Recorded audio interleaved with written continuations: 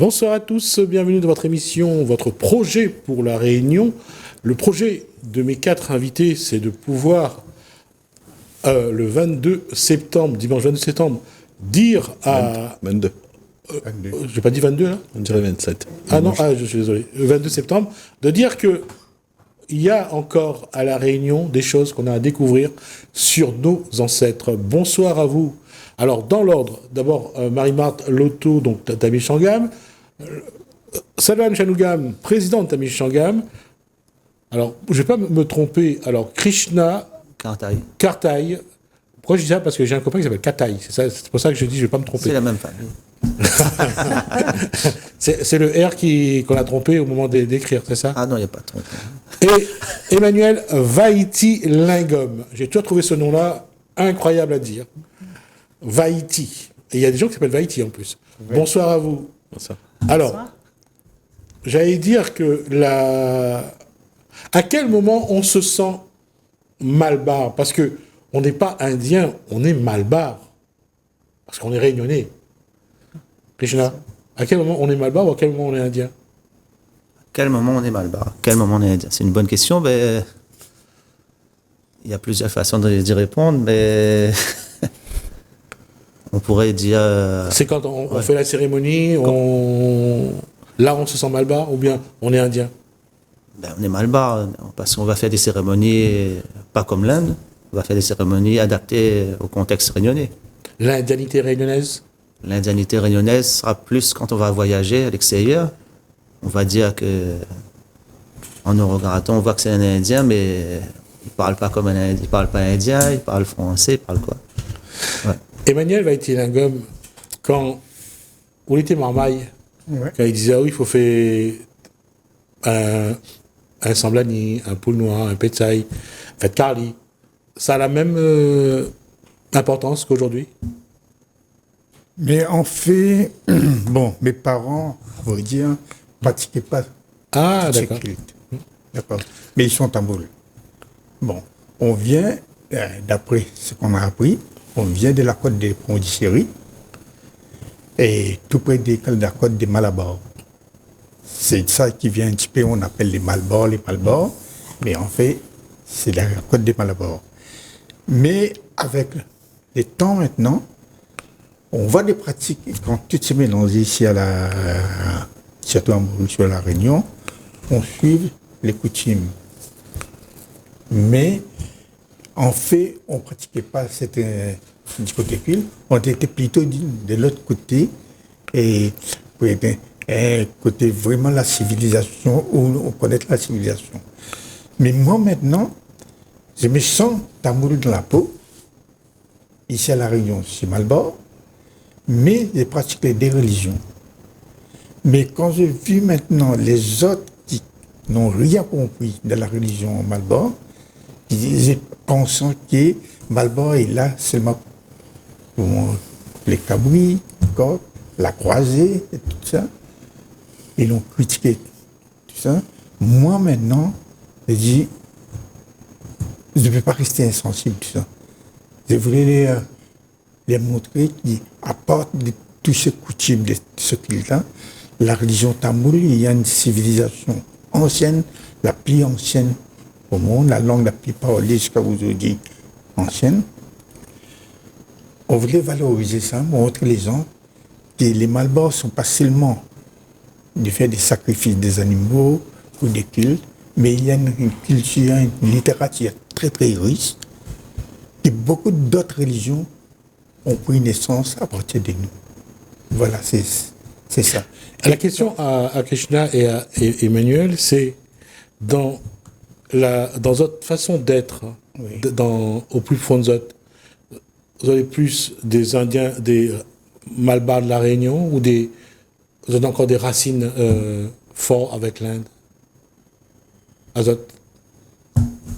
Pour moi, tous les jours, c'est une vie liée avec l'Inde. D'accord. Je vais pouvoir dire je suis plus tamoul qu'indien, encore. Je ne vais pas regarder trop l'indianité dans son ensemble.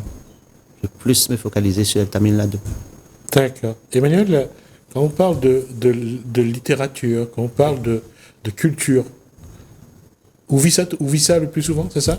C'est ça. D'accord. Oui. Le son, voilà, c'est ça ma façon de vivre maintenant. Oui. Quand vous venez de dire, est-ce qu'on se sent vraiment mal bas? Oui. Pourquoi? Et parce que, comment on dirait, et c'est là-dedans que vous pouvez puiser toute votre connaissance maintenant. Et je suis rayonné. Je vis pour un rayonné. Je mange pour un rayonné. Mais j'ai cette philosophie indienne maintenant. C'est ça qui me donne la joie de vivre maintenant. Je sais comment trouver le chemin, le vrai chemin, et le chemin de vérité. Voilà. Merci. Voilà. Marie-Marthe Loto, quand on entend Emmanuel Waithilingom dire ceci, être malbar, c'est pas seulement l'aspect, c'est pas seulement aller au temple, c'est pas seulement... Et pourtant, le Réunionnais qui a des racines indiennes, il n'est pas aussi curieux, il ne va pas chercher autant que par rapport à ce qu'a dit Emmanuel Waithilingom. Est-ce que où l'a fait la démarche, par exemple? À moi, oui. Oui. Déjà, la première fois que je suis partie en Inde, j'ai tellement aimé que je me suis dit, il faut que je revienne. Et maintenant, j'organise des voyages régulièrement pour aller en Inde. J'emmène des groupes en Inde. Et quand j'y vais pas par exemple, là, en janvier, j'y vais. Et arrivé août, septembre, octobre, là, je me sens comme sur des charbons parce que j'ai hâte de me retrouver là-bas, quoi. D'accord. Donc, pour Marie-Marthe Loto, c'est cette sensation, c'est son ressenti intérieur. Oui, oui, oui. Oui. Pour moi, c'est l'Inde. Moi, comme on disait tout à l'heure, je me sens tamoul, ou je sais pas, malbar, quand je suis à La Réunion.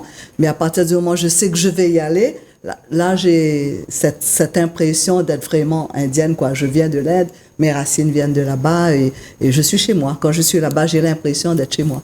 D'accord. Docteur Selvan Shanmugam, vous êtes président donc, de Tamil Sangam. Là, est-ce que, à quel moment, parce qu'il y a beaucoup d'associations, il y a une fédération, il y a Tamil Sangam,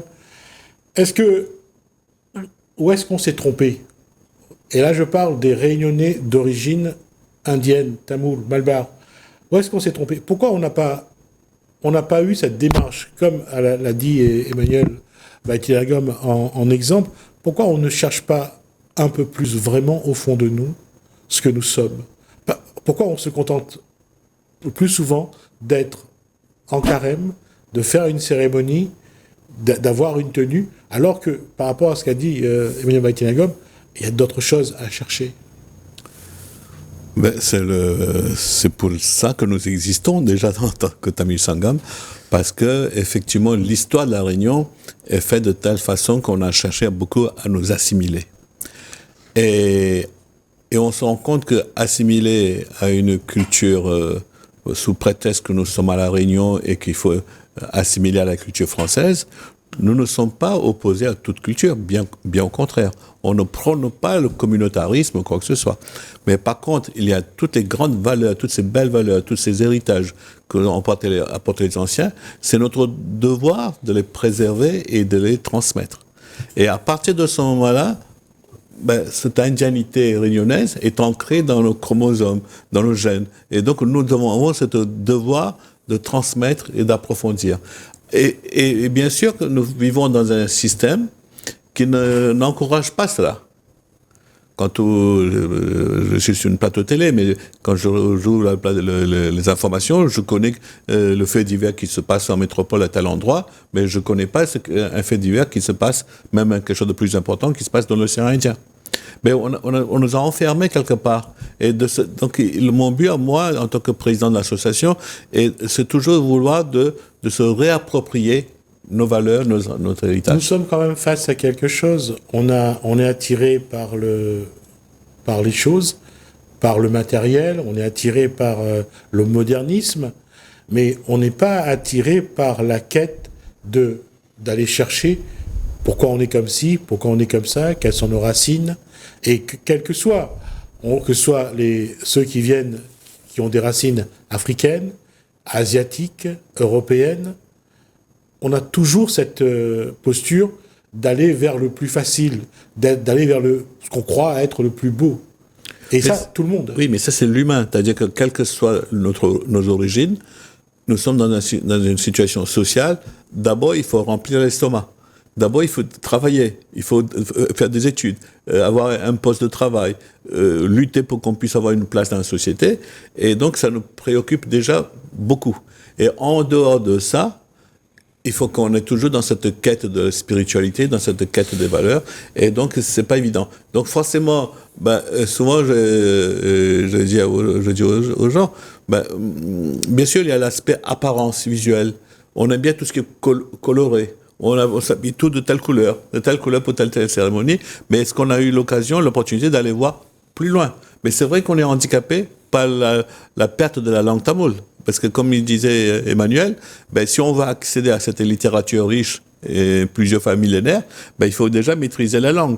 Et donc si on ne maîtrise pas la langue, c'est toujours quelqu'un d'autre qui va nous écrire en traduit en français. Et donc c'est pas cette traduction en français faite par un Français qu'on a accès à notre propre héritage de nos anciens. Donc c'est tout un gros travail qu'il y a à faire. Alors il y a une chose aussi qu'il faut dire, que l'Inde, c'est quand même 2000 langues par endroit. Et on a vu la difficulté qu'ils ont eue lorsqu'il fallait signer le document d'indépendance. Ils l'ont signé en anglais, ils l'ont pas signé en hindi ou en sanskrit. Alors, quelle langue les Réunionnais, ici à La Réunion on apprend l'hindi ou le tamoul, quelle langue le Réunionnais qui a des racines, qui a des liens avec avec l'Inde, doit apprendre finalement? Pour moi, c'est évident, c'est le tamoul. Pour moi, c'est le tamoul. Oui, c'est le tamoul. Donc personne n'a osé dire autre chose. Alors, à vous que je vous pose la question, justement. On parlait de spiritualité, d'indianité réunionnaise. La question est pour vous quatre. Qu'est-ce que c'est pour vous la spiritualité? Je dis bien, on sort des cérémonies, on parle de spiritualité indienne à La Réunion. Pour vous, c'est quoi? Parce que c'est pas la même chose qu'en Inde, hein, on va pas se mentir. Mais à La Réunion, il y a malgré tout une spiritualité indienne. Oui, moi je peux insister là-dessus.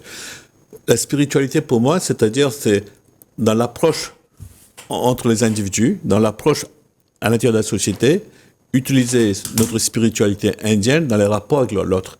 Exemple, dans mon approche, il n'y a pas de œil pour œil, dent pour dent.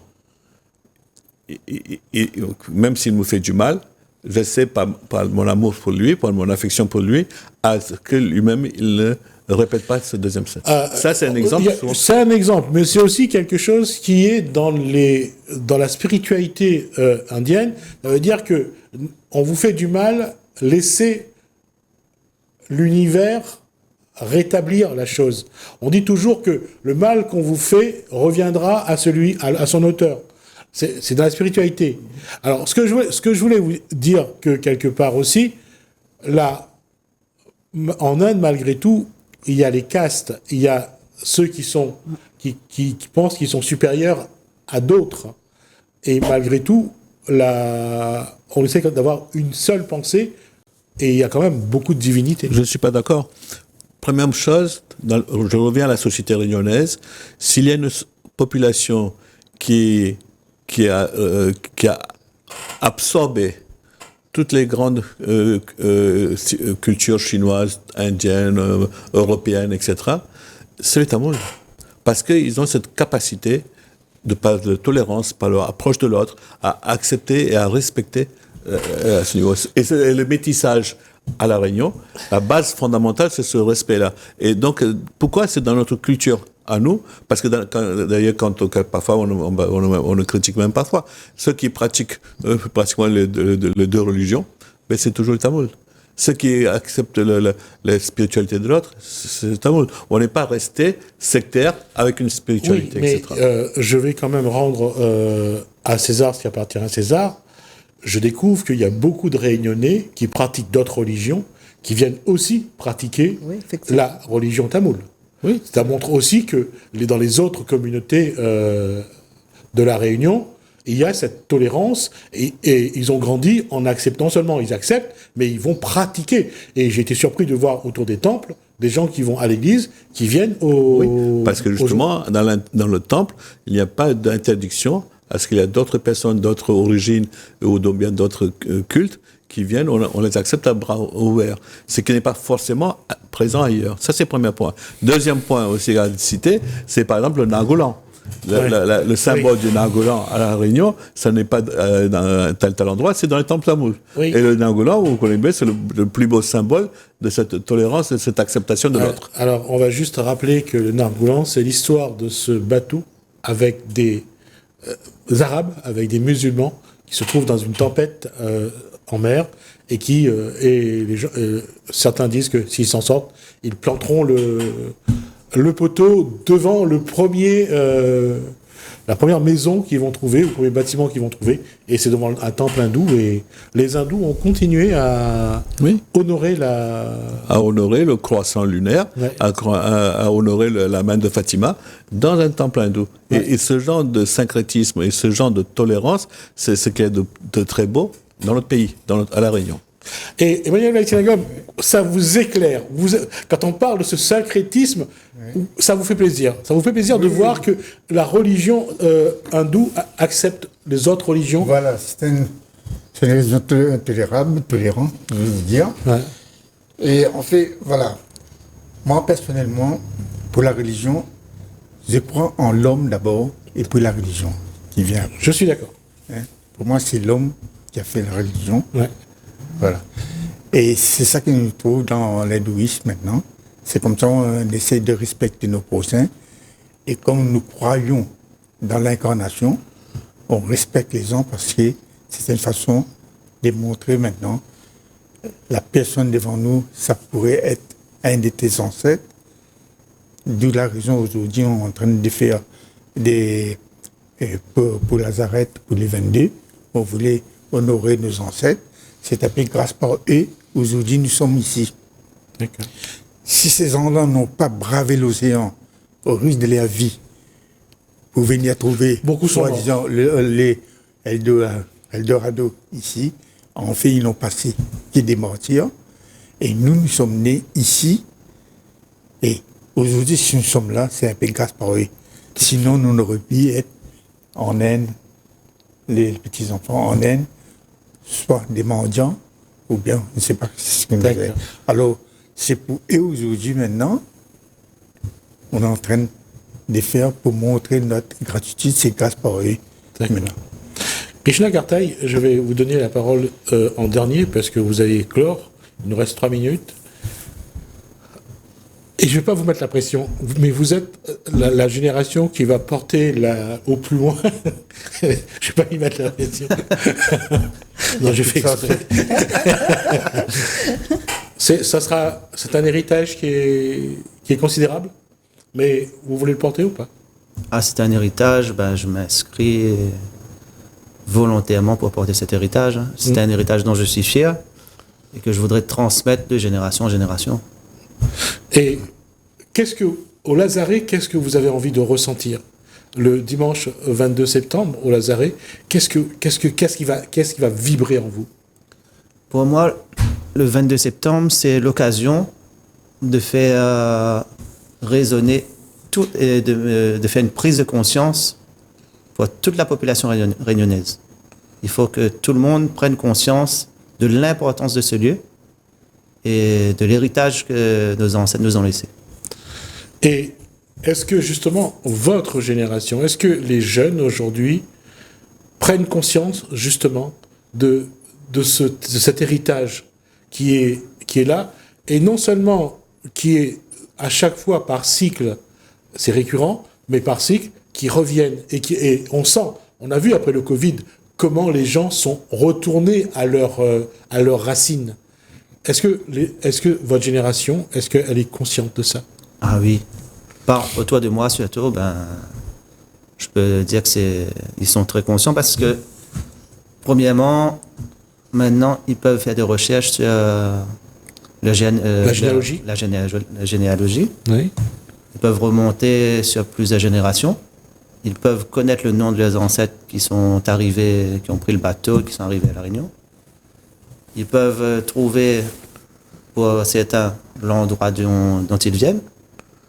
Et aussi, on peut voyager plus facilement, aller en Inde, aller sur les traces de nos ancêtres, essayer de comprendre la vie là-bas et le cheminement qui a été fait pour arriver ici.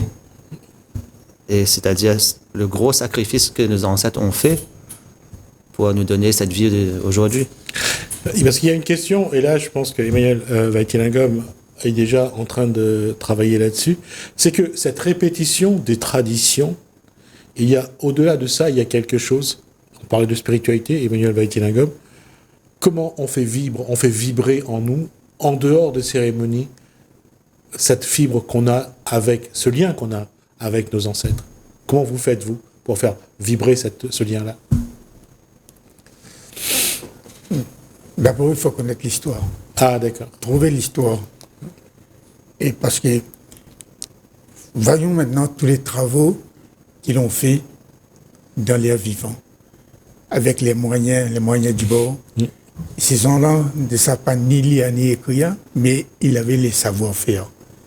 Et aujourd'hui, maintenant, même avec la technologie, avec des grands trucs qu'on n'arrive pas à faire, c'est qu'ils l'ont fait.